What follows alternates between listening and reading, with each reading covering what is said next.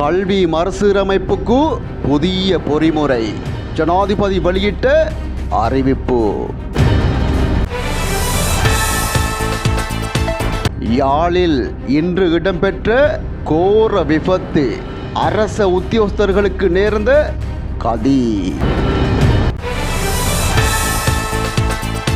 கண்டியில் கண்டெடுக்கப்பட்ட மர்மக்கள் தொடர்பில் வெளியான பரபரப்பு.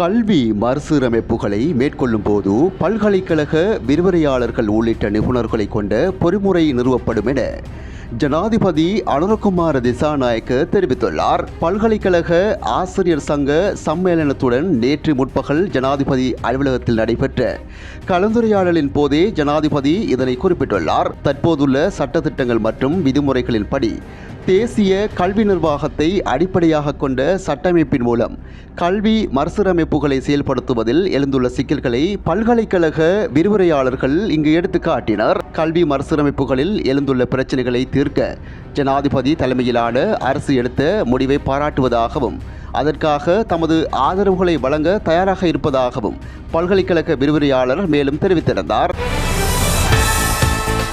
யாழ்ப்பாணம் வடமராட்சி கிழக்கில் இடம்பெற்ற மோட்டார் சைக்கிள் விபத்தில் 3 படுகாயமடைந்துள்ளனர். குடத்தனை பகுதியில் இன்றைய தினம் வியாழக்கிழமை காலை 2 மோட்டார் சைக்கிள்கள் ஒன்றுடன் ஒன்று நேருக்கு நேர் மோதி விபத்துக்குள்ளானது.